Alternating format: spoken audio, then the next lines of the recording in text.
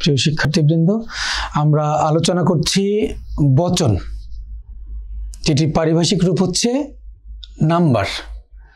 শুরুতে আমরা কিছু গুরুত্বপূর্ণ তথ্য জেনে নেব বচন সম্পর্কিত। দেখো কি বলা হয়েছে, বচন একটি পারিভাষিক শব্দ। এটা আমি আগেও বললাম, বচন শব্দের ইংরেজি শব্দ হচ্ছে নাম্বার, অর্থাৎ বচন একটি কি শব্দ? পারিভাষিক শব্দ। একটু মনে রাখবা তোমরা।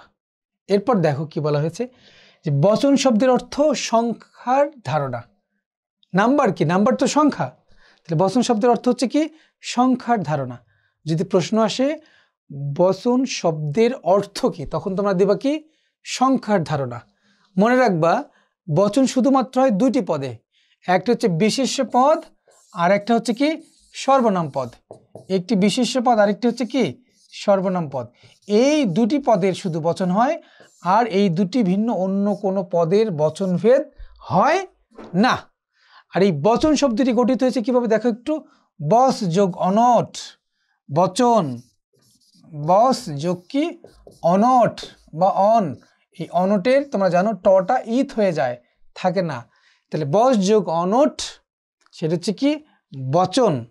আর এই বচন শব্দটি হচ্ছে কি? কৃত প্রত্যয় সাধিত শব্দ। কি সাধিত শব্দ? কৃত প্রত্যয় সাধিত শব্দ। তাহলে আমরা একটু দেখি এক কথায়, বচন শব্দের অর্থ হচ্ছে সংখ্যার ধারণা। বচন একটি পারিভাষিক শব্দ। বিশেষ্য এবং সর্বনাম পদের বচন হয়, অন্য পদের বচন হয় না। বচন শব্দটি কৃত প্রত্যয় সাধিত শব্দ, আর বচনের প্রত্যয়টি হচ্ছে বস যোগ অনট। একটু মনোযোগ দিয়ে তোমরা খেয়াল করবে। এখন আলোচনা করছি বচনের প্রকারভেদ। তোমরা জানো নাম্বার কয় প্রকার?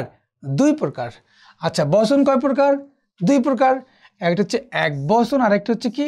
বহু বচন। অর্থাৎ যে শব্দ দ্বারা কোনো প্রাণী, বস্তু বা ব্যক্তির কোনো একটি মাত্র সংখ্যা বোঝাবে সেটা হচ্ছে এক বচন। আর যে শব্দ দ্বারা কোনো ব্যক্তি, প্রাণী বা বস্তুর একের অধিক অর্থাৎ বহু সংখ্যা বোঝাবে সেটি হচ্ছে কি? বহু বচন। এটি আমরা জানি, এটা খুব সাধারণ একটি কথা। এরপর আসো বচন সম্পর্কিত বেসিক কিছু বিষয় তোমরা একটু দেখে নিবা।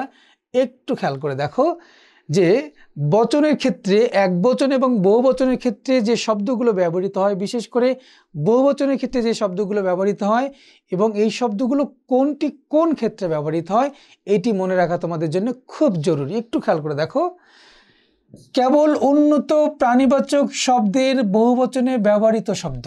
একটু খেয়াল করে দেখো, কেবল উন্নত প্রাণীবাচক, মনোযোগ দাও, কেবল উন্নতবাচক প্রাণীর বহুবচনে ব্যবহৃত শব্দ কোনগুলো? গণ, বৃন্দ, মণ্ডলী, বর্গ। আচ্ছা, এই গণ, বৃন্দ, মণ্ডলী, বর্গ এগুলো শুধুমাত্র উন্নত প্রাণীবাচক শব্দের ক্ষেত্রে ব্যবহৃত হয়। আচ্ছা, যেমন আমরা বলি যে জনগণ, শিক্ষক মণ্ডলী, সুধীবৃন্দ, মন্ত্রীবর্গ। আমরা কিন্তু কখনো বলি যে ছাগল বর্গ, কখনো বলি ছাগল বর্গ। কেন বলি না? যে এই বর্গ শব্দটি শুধুমাত্র উন্নত প্রাণীবাচকের ক্ষেত্রে ব্যবহৃত হয়। আমরা কি কখনো বলি যে গরুমণ্ডলী? গরুমণ্ডলী কখনো বলি? কেন বলি না গরুমণ্ডলী? যে গরুমণ্ডলী শব্দটি শুদ্ধ না, কেননা মণ্ডলী শব্দটি শুধুমাত্র উন্নত প্রাণীবাচক শব্দের ক্ষেত্রে ব্যবহৃত হবে। আমরা কি বলি যে সম্মানিত কুকুরবৃন্দ, আসসালামু আলাইকুম বলি কখনো? কেন বলি না? যে এই বৃন্দ শব্দটি উন্নত প্রাণীবাচকের ক্ষেত্রে ব্যবহৃত হবে, এই জন্যই কিন্তু আমরা কখনো কুকুর বৃন্দ বলি না।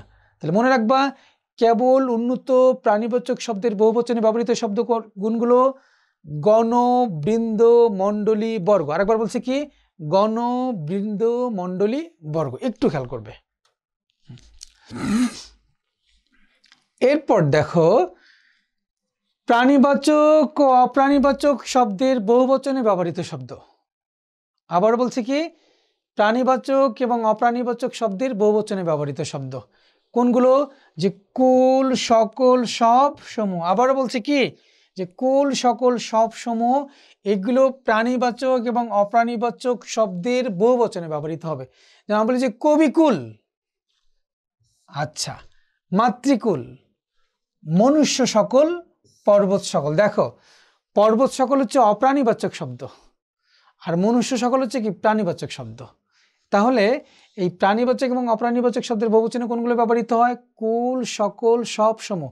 যে ভাই সব, পাখি সব, সমূহ কি? বৃক্ষ সমূহ, মনুষ্য সমূহ। তাহলে প্রাণীবাচক এবং অপ্রাণীবাচক শব্দের বহুবচনে ব্যবহৃত শব্দ কোনগুলো? কুল, সকল, সব, সমূহ। আরেকবার বলছি কি?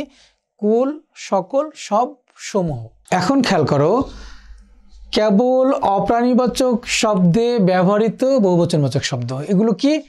এই শব্দগুলো শুধুমাত্র অপ্রাণীবাচক শব্দের বহুবচনে ব্যবহৃত হবে। খুব মনোযোগ দিয়ে দেখবা, শুধুমাত্র অপ্রাণীবাচকের ক্ষেত্রে ব্যবহৃত হয় কোনগুলো? যে আবলি, গুচ্ছ, দাম, নিকর, পুঞ্জ, মালা, রাজি, রাশি, নিচয়। যেমন গ্রন্থাগারে রক্ষিত পুস্তকাবলী, তাহলে পুস্তক আবলি, কবিতা গুচ্ছ, কুসুম দাম, কমল নিকর, মেঘপুঞ্জ, মেঘমালা হতে পারে, পর্বতমালা, তারকা রাজি, বালি রাশি, কুসুম নিচয়। আচ্ছা, একটু খেয়াল করে দেখো যে কেবল অপ্রাণীবাচক শব্দের বহুবচনে এই শব্দগুলো ব্যবহৃত হয়। এরপর দেখো জন্তুর বহুবচনে পাল এবং যূথ। আবার বলছি, পাল এবং যূথ এই শব্দ দুটি শুধুমাত্র কিসের? শুধুমাত্র জন্তুর বহুবচনে ব্যবহৃত হয়। আবারও বলছি, পাল এবং যূথ এই শব্দটি শুধুমাত্র জন্তুর বহুবচনে ব্যবহৃত হয়। কি কি? পাল এবং যূথ। একটু খেয়াল করে দেখো, আমরা বলি যে কি? গরুর পাল, হস্তি যূথ।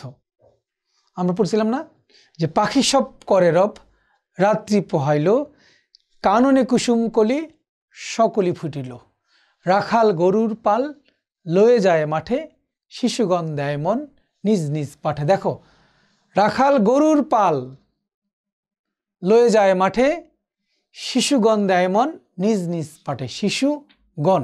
আচ্ছা, তাহলে এই অংশটিতে কিন্তু আমরা আমাদের বচনের বহুবচনের ক্ষেত্রে বিশেষ করে যে শব্দগুলো ব্যবহৃত হয় সেটা আমরা খেয়াল করি। এরপর দেখো বচনের যে ব্যতিক্রম, এই ব্যতিক্রম অংশটিও তোমাদের একটু খেয়াল রাখতে হবে। একটু খেয়াল করে দেখো, কখনো কখনো বহুবচন ব্যবহার করে একবচন প্রকাশ করা হয়।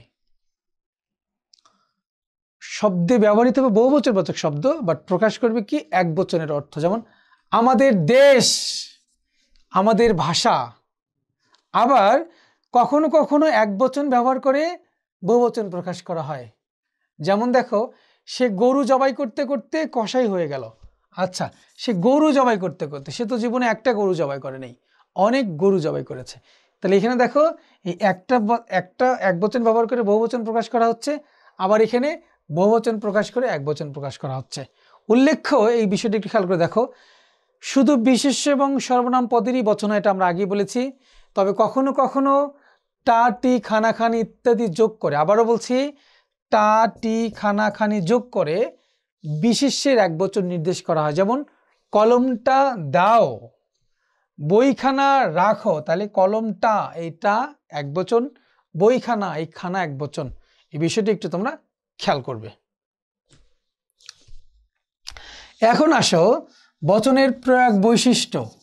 এটি একটু মনোযোগ দিয়ে পড়তে হবে তোমাদের প্রিয় শিক্ষার্থীবৃন্দ। একটু খেয়াল করো, বচনের প্রয়োগ বৈশিষ্ট্যের ক্ষেত্রে দেখবা যেটা, যে বিশেষ্য শব্দের একবচনের ব্যবহারে অনেক সময় বহুবচন বোঝানো হয়। যেমন দেখো, সিংহ বনে থাকে। কি?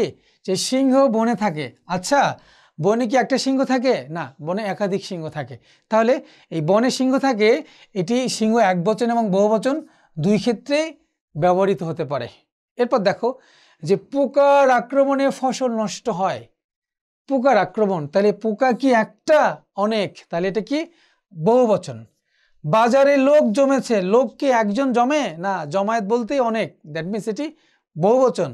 বাগানে ফুল ফুটেছে, বাগানে কি একটা ফুল ফোটে? না, বাগানে অনেক ফুল ফোটে। আচ্ছা, দ্যাট মিনস এগুলো হচ্ছে কি? বহুবচন। এরপর দেখো, এক বচনাত্মক বিশেষ্যের আগে অজস্র, অনেক, বিস্তর, বহু, নানা, ঢের ইত্যাদি বহুত্ববোধক শব্দ বিশেষণ হিসেবে প্রয়োগ করেও বহুবচন বোঝানো হয়। যেমন অজস্র লোক, অবশ্যই বহুবচন। অনেক ছাত্র, অনেক। বিস্তর টাকা, বিস্তর। বহু মেহমান, বহু। নানা কথা, নানা। ঢের খরচ, অনেক খরচ। অঢেল টাকা, অনেক টাকা ইত্যাদি।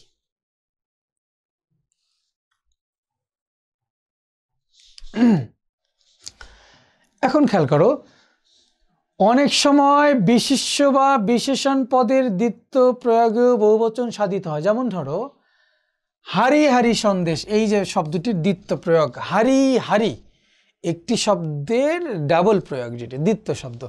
কারি কারি টাকা, কারি কারি, বড় বড় মাঠ, বড় বড়, লাল লাল ফুল, লাল লাল, অর্থাৎ দ্বিত্ব প্রয়োগে আমরা কি হচ্ছে, বহুবচন হচ্ছে। আচ্ছা, এরপরে দেখো যে বিশেষ নিয়মে সাধিত বহুবচন, কয়েকটি বহুবচনের এখানে উদাহরণ দেওয়া আছে। যে বিশেষ নিয়মে, যে মেয়েরা কানাকানি করছে, মেয়েরা কানাকানি করছে, এখানে একটা মেয়ে না, অনেক মেয়ে। এটাই করিমদের বাড়ি, করিমদের বাড়ি বলতে এখানে করিমদের, করিমের একার না। রবীন্দ্রনাথরা প্রতিদিন জন্মায় না। এখন একটু খেয়াল করে দেখো, একটু খেয়াল করে দেখো তোমরা, যে কতিপয় বিদেশি শব্দে সে ভাষার অনুসরণে বহুবচন হয়। যেমন দেখো বুজুর্গ এক বচন, বুজুর্গান, এটা হচ্ছে কি বহুবচন। সাহেব এক বচন, সাহেবান, এটি হচ্ছে কি বহুবচন। যেমন ধরো কাগজ আর কাগজ জাত, এটিও বহুবচন অর্থে ব্যবহৃত হচ্ছে। বিশেষ দ্রষ্টব্য অংশে যেটি দেখবা, একই সঙ্গে দুবার বহুবচন বোধক প্রত্যয় বা শব্দ ব্যবহৃত হতে পারে না, তাহলে এটি কি হবে, ভুল হবে।